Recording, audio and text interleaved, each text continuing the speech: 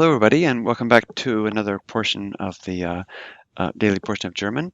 And we're focusing this week on Hermann Hesse and his story Augustus.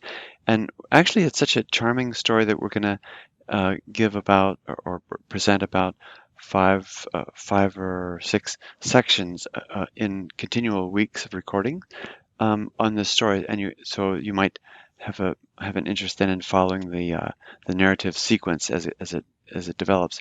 So our guest speaker today is Sierra. Sierra, you want to say hello? Hello. Great. Okay. So as we've done before, I'm sure you're familiar with this. I'll read the sentence out loud, and Sierra will repeat after me. And please read with her to get a sense of the flow of the language and the pronunciation. And then I'll ask her questions, and that thereby trying to help us all put together the meaning of the sentence.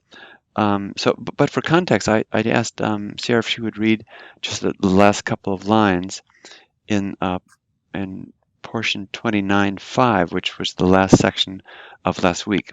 So you just want to read those, if you will? Sure. By nightfall, however, came an old woman, having arrived with a hand lantern. She entered into the house and cooked water and put the linen cloth in order and did everything what had to be done when a child is supposed to come into the world. Lady Elizabeth allowed everything to quietly take place, and only when the little child was there and in new, delicate, swaddling clothes and began to doze his first sleep on earth did the woman ask the old lady where she had come from. Exactly. Great. Fantastic. Okay. It's a nice expression, the first sleep on earth. Do you remember that? The first sleep? Erdenschlaf? Erdenschlaf? No. Yeah, great term. As we mentioned before, Hermann Hesse uh, is likely to coin some new words for expressions that he has too from time to time. Okay, so let's go ahead with this sentence and see if you can see the mark here. A little bit orange color. Okay, let's go ahead. Der Herr Binswanger hat mich geschickt, sagte die Alte. Everybody? Der Herr Binswanger hat mich geschickt, sagt der Alte. Und darüber schlief die müde Frau ein. Und darüber schlief die müde Frau ein. Okay, so up to the comma, where's your verb? Hat geschickt. Yeah, and sometimes I'll say verb complex where the verb sometimes has two elements to it, two or three sometimes. And that means? It means he had given or had sent me. Yeah, he has sent or simply sent. Sometimes with the perfect tense, I mean, literally, we'll translate it, he has sent me, but sometimes the context will warrant putting it into the simple past, simply he sent me. Okay, so let's see. Okay, said the old. Now this. Why is this an old woman here instead of an old man? Die Alte. Because she's answering the question of from where did she come? Yeah, but the Alte. This is an adjective. Alt just means old as an adjective, but adjectives can be made into nouns by capitalizing the first letter, and then die Alte would be the old woman, and der Alte would be the old man. Okay. And up to this, after und, where's your verb complex? Schlief ein. Good. And this is a separate prefix that, as you know, floats out to the end of the clause in the present tense and sometimes in other tenses. So we box both of them. And schlief ein means from schlafen, just means fell asleep. And this is and thereupon, this can have various translations, darüber, about that, or thereupon, or at that point, the old woman fell asleep. So as soon as she hears who sent the old woman, then everything's okay. The woman, Frau Elizabeth, just falls asleep. Okay, going on. Und als sie am Morgen wieder erwachte, Und als sie am Morgen wieder erwachte, da war Milch für sie gekocht und stand bereit. da war Milch für sie gekocht und stand bereit. Und alles in der Stube war sauber aufgeräumt. Und alles in der Stube war sauber aufgeräumt. Okay, let's go up there. And so here, from erwachen to, and our word to wake up comes from the German, obviously. And as she in the morning, what is this a contraction for? On dem. Good. And as she again awoke in the morning, and this is this da can be either an adverb or a subordinating conjunction. And since the verb is in the second position, it's an adverb, which means at that point or then milk was, and this is a past participle, although it is conjugated with the verb haben. And when you see var here, then this serves as a past participle serving as a predicate adjective. So at that point, milk was cooked for her, für sie, or you could just add this second one, and there, milk was cooked and stood ready for her, or ready for her. Let's see, and where's the verb complex in the, or just the verb in this next phrase, von und? War aufgeräumt. Good. Again, here's a predicate, a past participle, serving as a predicate adjective, was neatly straightened up. Simply, this aufräumen means to straighten up. You have the word Raum, which means room or space. So that just is a part of that verb, interestingly enough. Okay, and going on. So, und neben ihr lag der kleine Sohn und schrie.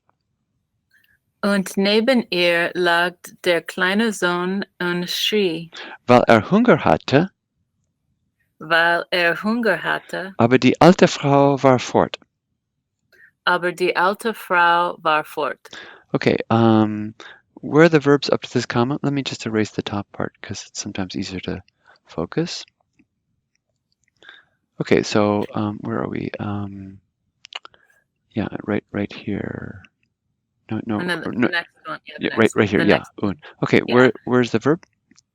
Lag and schrie. Good. What's this from? From lag comes from what infinitive? From lassen. Actually, from liegen. Liegen. Okay, liegen. To lie, or to be located, or physically to lie on a bed or someplace. And schreien, and these are both strong verbs because they have a vowel change. And next to her, neben takes what case?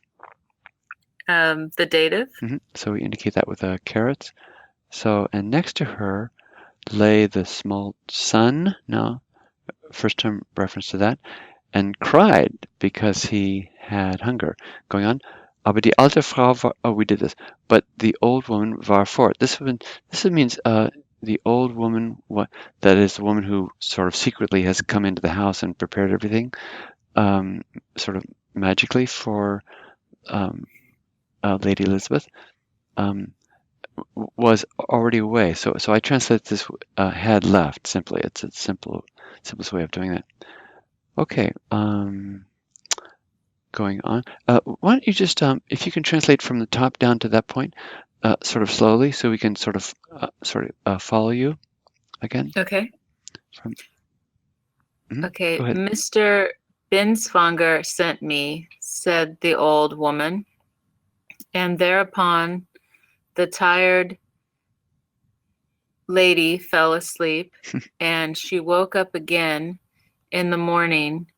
There was milk cooked and stood ready for her, and everything in the room was neatly straightened up, and next to her lay the small son and cried because he had hunger, but the old woman had left. Good, great. Okay, so from here, Die Mutter nahm ihren Kleinen an die Brust und freute sich, everybody, Die Mutter nahm ihren Kleinen an die Brust und freute sich, dass er so hübsch und kräftig war. dass er so hübsch und kräftig war. Verb is The verb is in the beginning nahm and freute. and freute sich. Always include the Freute sich. reflexive pronoun there Okay. in identifying the verb or verb complex. What is nahm from? What's the infinitive? Nehmen. Good. So the mother took her small one, just Klein by itself. Notice Klein is an adjective, but with a capital letter, it becomes a noun. So her small one obviously tried to her breast and was delighted, past tense, that he was so. This is charming or cute and strong. Okay, going on. Sie dachte an seinen toten Vater, everybody, Sie dachte an seinen toten Vater, der ihn nicht mehr hatte sehen können. der ihn nicht mehr hatte sehen können. Great. Und bekam Tränen in die Augen. Und bekam Tränen in die Augen. Let's go up to there. So she thought from denken, right, on his, i.e., the child's dead father, and denken an will take the accusative. That's why this is an accusative case. Who? What's the antecedent for der? The Vater. Yeah, simply here. Father. And this agrees in gender and number with the antecedent, and this happens to be the subject or the nominative in the relative clause, who no longer was able to see him. Okay, so or who had not been able to see him. No longer doesn't really make sense in this context because the father never saw the child in the first place, but be that as it may. And become, where's the verb there? I just told you. Become, yeah. From bekommen, to receive. It's sort of funny. Kommen means to come, and bekommen means to receive, like you receive payment for a job or something. So she became or received tears in her eyes, understood, which you could just really translate, and her eyes welled up, and tears welled up in her eyes.